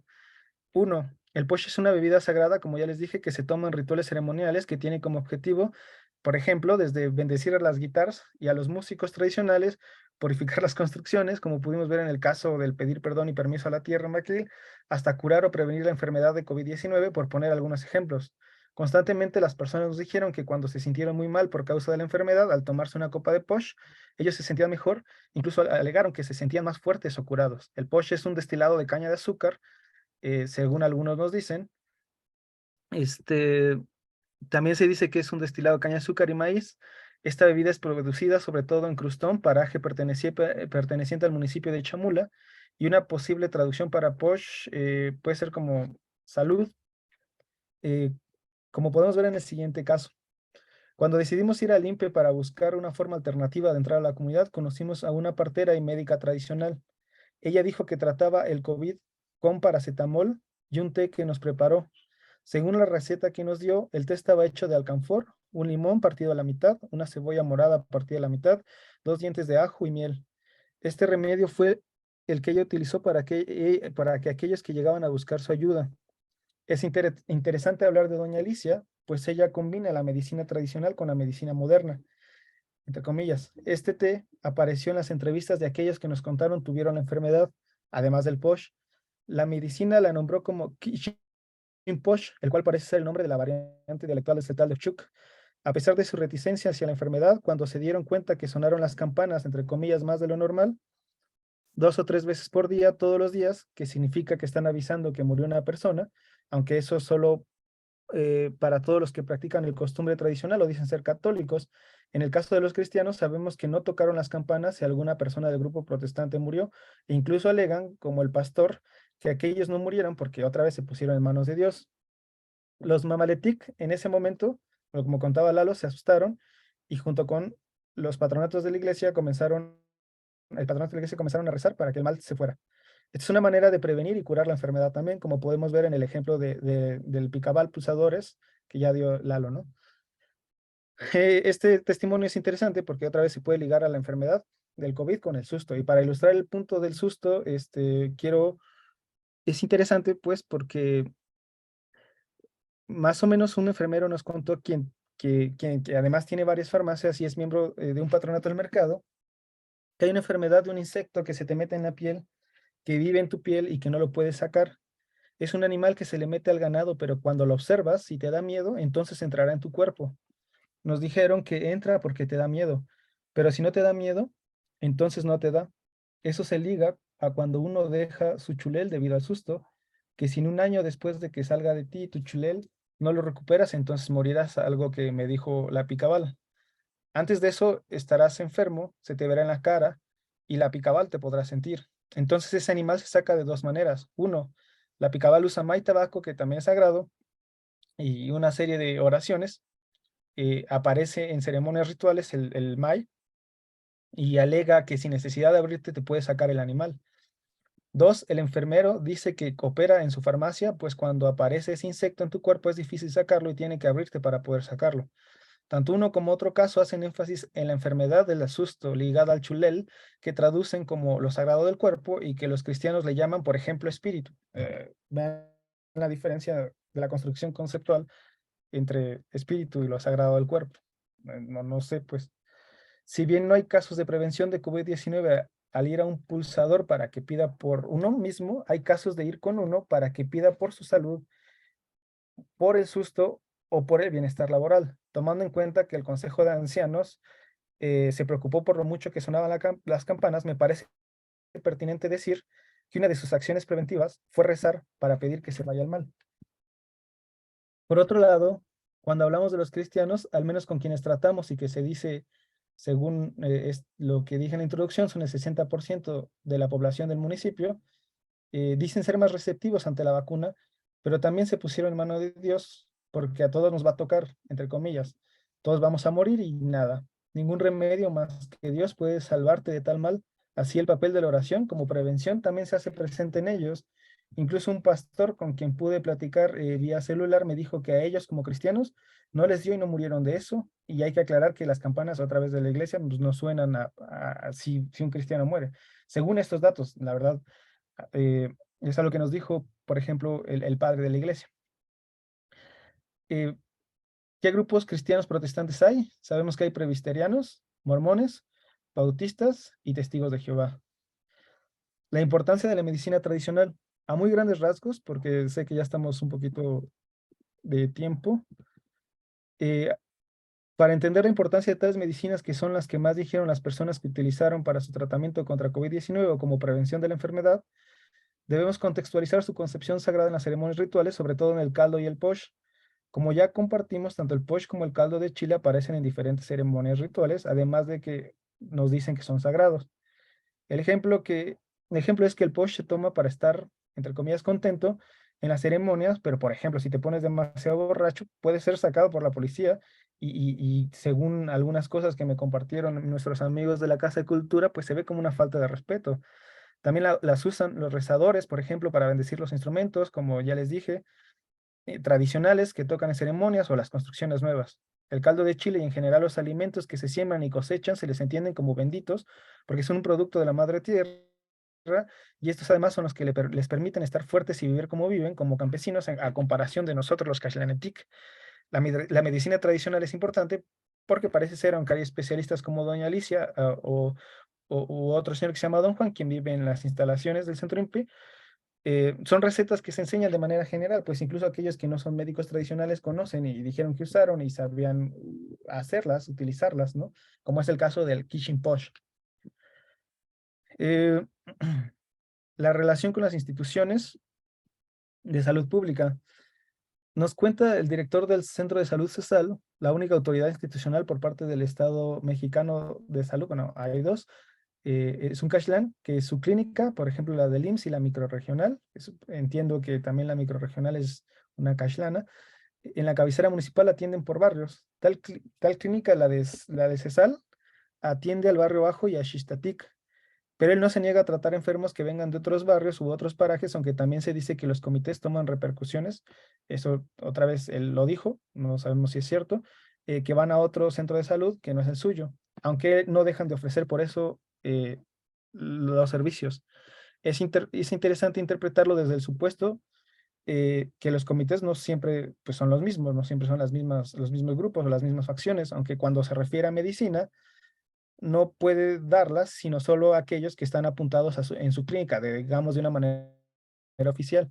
Y a pesar de que dice que él hace el esfuerzo de hacer campañas de salud, incluso lo hizo con la vacuna contra COVID-19, las personas no asisten tanto a los centros de salud, pues no confían en ellas.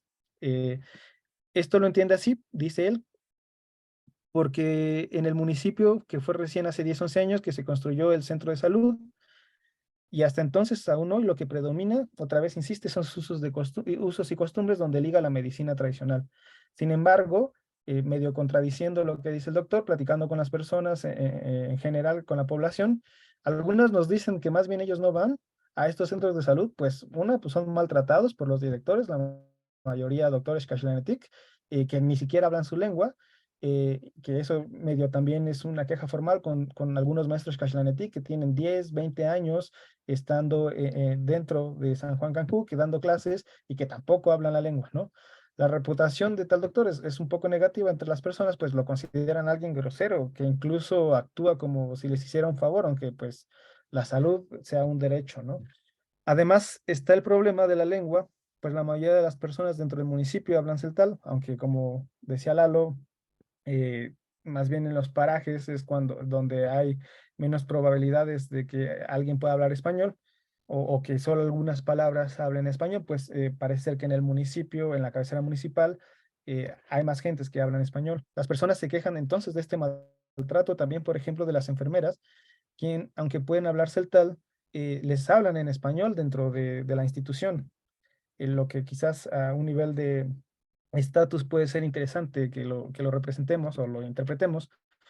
Por ello nos dicen, deciden ir a farmacias, lo que decía Lalo, donde los atiende un farmacéutico y prefieren curarse con medicina tradicional o con una combinación de ellos. Específicamente sobre la hipótesis, a pesar de poder sostener esta hipótesis, que al principio nos decía el doctor Rantia, no podemos dejar de hablar de los diversos rumores que fueron de cierta manera también causas de la decisión de la resistencia a la vacuna. Se contaba, por ejemplo, que si uno se inyectaba la vacuna, se podría convertir en homosexual, dejaría de tener hijos o se moriría a los 2 años. Sobre el COVID y la vacuna, que fue un plan del gobierno para matar a la población, etc.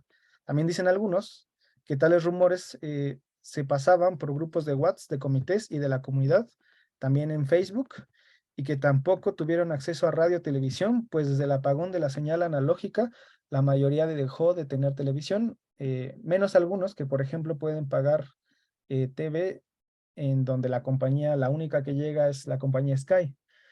Se dijo también que infectaron el agua, pues había un video de unas personas que echaban a un ojo de agua una pastilla de cloro, pero que pensaban que era más bien una pastilla para infectar, o que se confundían a los apicultores con las imágenes de aquellos que traían el traje de sanitizar, o incluso que pasaban aviones o helicópteros aventando un líquido para sanitizar, pero que la población lo tomaba como que querían enfermarlos y matarlos. Si bien tales rumores tuvieron peso en su decisión, tal es mucho más compleja y tiene, como decíamos al principio, o pensamos, una continuidad histórica tanto de desconfianza y resistencia a las instituciones cashlanes y a los cashlanetic en general. Tratar cada una de las líneas de investigación, poner énfasis en el subregistro de casos y muertes cuando suenan las campanas. Algo no está bien, las campanas suenan casi diario y a veces varias veces al día. El papel del susto y el resto de los principales, que ya se explicó más atrás, Y a pesar de la negación de la enfermedad y de la resistencia a la vacuna, el caso concreto de las campanas nos marca una afectación dentro del municipio a causa por el COVID-19.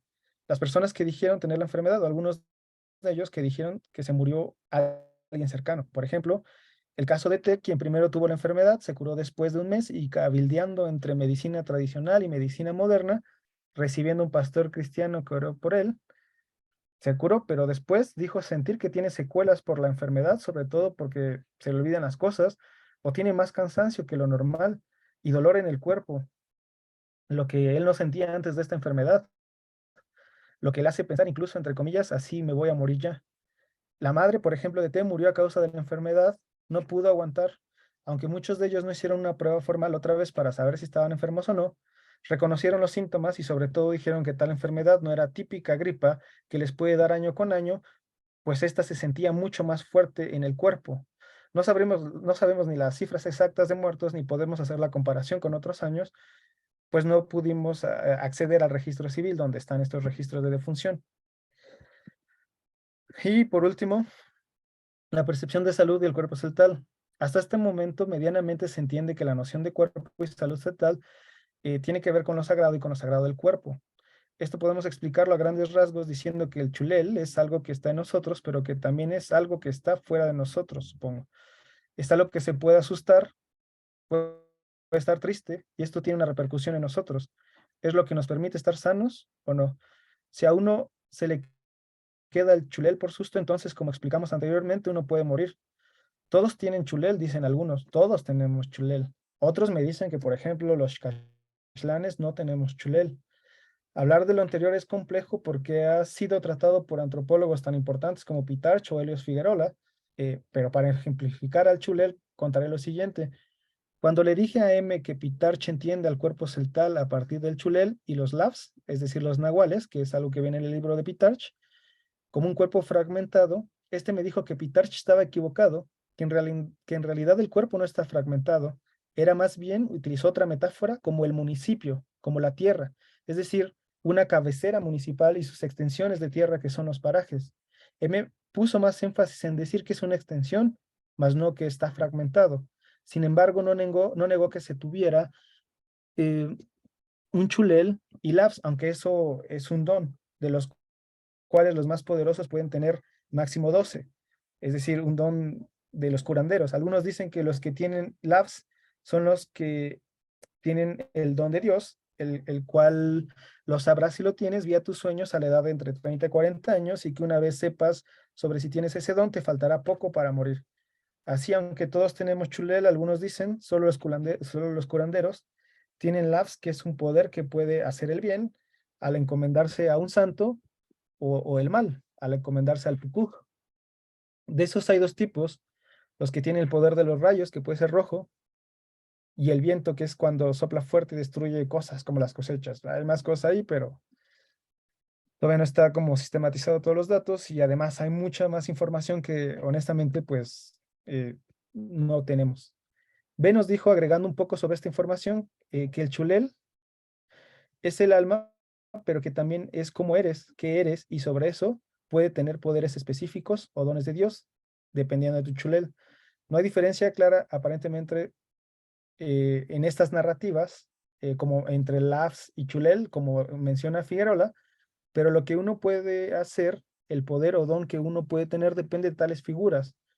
Un esfuerzo de diferenciación aparece en la corrección de M a Pitarch. Una vez entendiendo esto, podemos introducir lo que es Chamel enfermedad para entender un poco sobre la concepción de enfermedad y cuerpo. Ya hay suficientes datos, creo, en esta exposición, como el caso del susto que deja o que deja tu chulel para poder visualizar que Chamel está entonces, o puede estar entonces en tu chulel y en el cuerpo, que es una extensión, o que puede ser una extensión, por ejemplo, de tierra, como dijo Miguel, representada por tus labs. Sin embargo, no hay datos suficientes para entender esta complejidad, además de que lo poco que conocemos lo hacemos en español y no en celtal. Esto es una línea de investigación que se puede continuar. Y hay autores que lo continúan, ¿no? Por ejemplo, Pitach, Figueroa, pero que aparentemente, según con las pláticas que tuvimos al interior de San Juan Cacuc, pues más bien no son correctas, o las interpretaciones que hacen. Énfasis en pluralismo médico y en pragmatismo. Sobre este punto me basta un ejemplo, eh, que es bueno, me contó un enfermero que él trabaja con algunos picabales pulsadores, también para dar cuenta como esta, digamos, combinación entre medicina moderna y medicina tradicional. Primero, la persona en un primer momento va al picabal, quien se encarga de curar al enfermo, y cuando éste lo recupera, si el enfermo se siente aún endeble, lo lleva a la farmacia para que el farmacéutico, por decirlo de alguna manera, le dé medicina para recuperarlo totalmente. Esto nos habla sobre que las farmacias tienen un papel muy importante al interior del municipio, pues son estas las que, a diferencia de los centros de salud, permiten o son más flexibles con la concepción del cuerpo y enfermedad desde los celtales de San Juan Cancuc y las curas o tratamientos que la tradición puede ofrecer. Podemos ver esto en el ejemplo del animal que se introduce a tu cuerpo si te da un susto. Incluso durante el COVID-19 las personas cuentan que no iban a los centros de salud, esto o por el maltrato que les digo, o los rumores de que si ibas a un centro de salud o hospital te internaban y te ibas a morir. Entonces decidían mejor ir a farmacias para que les mandaran inyecciones o una combinación de medicina tradicional con medicamentos modernos. Y pues creo que eso es todo en torno a los datos. No sé si quieres agregar algo más, Lalo. Sí, o sea, también ya para ir como finalizando, ya también para cederle la palabra a Francia, o sea, como uno justamente estamos viendo, por lo menos ya como para llevarlo hacia la sindemia, cómo hay elementos políticos, sociales, a nivel de individuos, grupales, de facciones, legislativos, cómo se aplican, cuál ha sido la historia de políticas públicas, ya sea en materias de salud, educación, pero además sí quisiera también como resaltar que la distinción, por ejemplo, entre cristianos y católicos y de alguna manera como, no sé, como una operatividad de alguna manera como ontológica, se va a que decirlo como, por ejemplo, si uno participa en en lo que implica justo todo lo relacionado al agua, a la condición del agua, uno tiene que hacer los rezos aunque sea cristiano, por ejemplo. Y por el otro lado también tuvimos por parte de B relatos donde justamente nos decía como, bueno, yo ya no creo en lo tradicional, pero sí me tengo, por ejemplo, como que cuidar del lab de alguien que tenga como más fuerte que yo, ¿no? O inclusive como la privacidad como de los temas a la hora de hablar de Chulel. Y entonces tampoco es que estén como del todo separados, ¿no? Sino que más bien hay espacios y relaciones que posibilitan que justamente se marque más esta separación, pero también hay estos momentos en los que convergen en los propios individuos, ¿no? Entonces, eso también para que lo vayamos pensando de que por un lado tenemos que estar pensando como, es una pregunta hacia nosotros de, ¿cuál es la historia de que nos hemos contado y a partir de qué problematizamos nociones como el cuerpo y a partir de qué tratamos de delimitar justo sus límites? Pero por el otro lado también para historizar como qué hacemos con estos saberes, qué hacemos con estos diálogos, qué hacemos con estas asimetrías institucionalmente como marcadas con el tiempo. Entonces, pues bueno, ya cedo la palabra ya para ir cerrando, entonces te dejo la palabra, Francia. Sí, bueno, como vemos, hay muchísima información, hay muchísimas cosas que todavía que se quedan en el tintero. Yo quisiera simplemente resaltar algunas cosas que nos parecieron muy interesantes, justamente, y una de ellas es este pluralismo terapéutico por parte de los médicos, que me parece muy interesante, justamente cómo de repente pueden utilizar medicina tradicional, pero no por eso dejan de utilizar pastillas, no por eso dejan de utilizar o estar dispuestos justamente a hacer una especie de combinación entre medicina alópata con la medicina tradicional. Esto se ve muy claramente, me lo contó justamente en una entrevista González Esponda, que hubo un intento de crear una escuela donde se compartieran conocimientos entre médicos tradicionales y médicos alópatas, y los médicos tradicionales estaban perfectamente dispuestos a efectuar ese diálogo y a incorporar en su práctica justamente la medicina alópata, pero los médicos alópatas no. Los médicos alópatas partían de una postura de superioridad del conocimiento y entonces por eso fue un fracaso, ¿no? Pero también un pluralismo terapéutico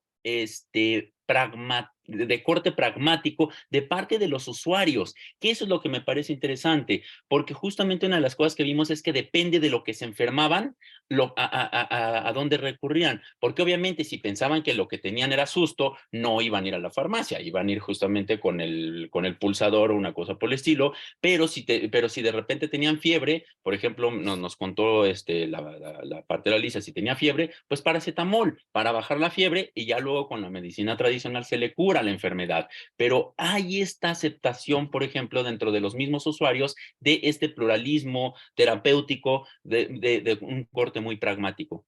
La otra cosa que me pareció muy interesante justamente es que parece que estas conclusiones del informe de la CEPAL no se manifestaron aquí. Una de las cosas que estuvimos viendo es que parece que no se tomaron medidas excepcionales para el combate a la pandemia, con excepción de las que ya tenían generalmente implementadas. Estuvimos preguntando en varias ocasiones si se cerraron caminos, si se cerraron, etcétera, y no, lo que ocurrió es simplemente, si hubo este tipo de aislamiento, fue por los aislamientos que se impusieron desde afuera. Entonces parece que eso no pasó hasta donde tengo entendido. Por último, pues bueno, yo creo que se han proporcionado suficientes datos para mostrar que efectivamente, aunque hubo rumores, aunque hubo mucho chisme sobre el COVID-19 y todas estas cosas del agua y mucho miedo en este sentido, parece que no son las causas principales que estuvieron detrás de la decisión de no permitir que entrara las campañas de vacunación. Pronto esperamos ya tener el escrito con todas estas conclusiones. Ahorita simplemente las damos así preliminarmente, además por falta de tiempo, y pues a ver si nos quedan al menos unos 10 minutitos tenemos justamente para ver si hay preguntas que pudiéramos responder de manera rápida. Y pues muchas gracias por haber estado con nosotros. ¿Alguien tiene una pregunta o algo que quisiera comentar? O no sé si Miguel también quiera comentar algo acerca de lo que nosotros hemos dicho justamente.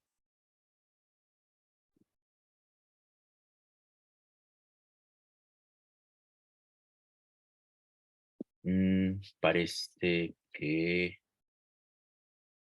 Pues no, parece que no hay preguntas. No sé si tengan algo más que decir, Lalo o Pepe, justamente algo que se haya quedado en el tintero, si no hay preguntas mientras tanto. Pues yo solamente quisiera como ya para ir cerrando, justo como este caso de la señora que va al mar, que ella es cristiana, no cree para nada, por ejemplo, en la medicina tradicional. La chica, su hija se asusta, no queda como muy bien, la están como tratando, pues la lleva a la iglesia, van como con el médico y parece que la cosa como no se soluciona. Y entonces acuden a un picabal y la chica se cura.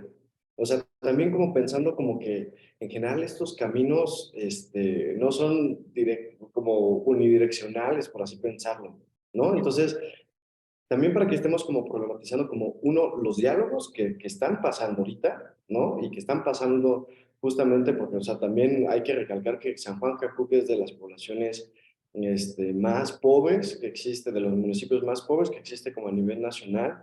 Entonces también como para estar como problematizando eso, ¿no? Como de alguna manera seguimos lidiando con estos temas como género, raza y clase, las implicaciones que tienen y los diálogos que no son tan estáticos como a veces pensaríamos, ¿no? Entonces, pues sí, en general queda mucho trabajo como en el tintero, pero ya esperemos a la brevedad ya tenerlo como listo y pues nada, un agradecimiento al maestro Rantia por invitarnos a participar en este proyecto y también un agradecimiento a este espacio por recibir y darnos el espacio de compartir lo que hemos podido como investigar y concluir a partir de estas prácticas. No sé si quieren mencionar algo más. Yo por mi parte, pues bueno, igual rescatando un poquito también la idea que Miguel nos insistía, creo que hace falta más trabajo de campo. Hay cosas que quedan en el tintero pues desde la información de campo, creo que es importante. Y pues nada, también quiero agradecer un poco al doctor Ranti, a mi compañero Lalo y sobre todo a la Casa de Cultura y a don Miguel que está aquí presente.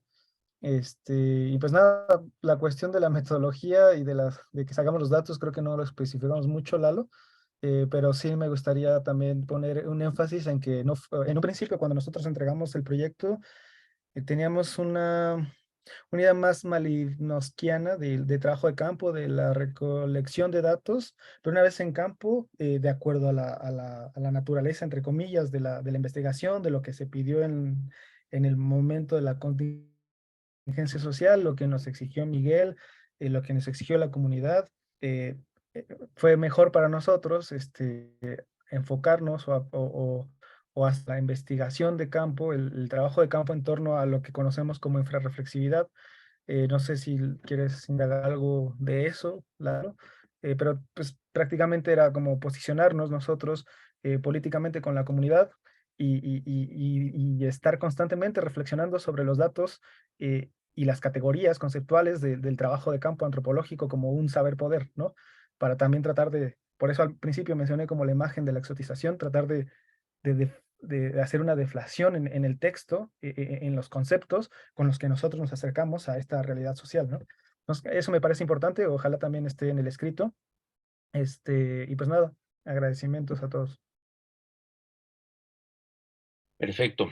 Bueno, pues si no hubiera ya preguntas para los ponentes, incluyéndome, pues bueno, les agradezco mucho por haber estado aquí. Bueno, se va a quedar ahí el video en la página, y bueno, ya después está si gustan compartirlo, verlo de nuevo, va a estar en la página del Centro de Estudios Sociológicos. Y pues bueno, pues por último, pues les agradezco mucho de nuevo y pues estaremos viéndonos pronto. Muchas gracias.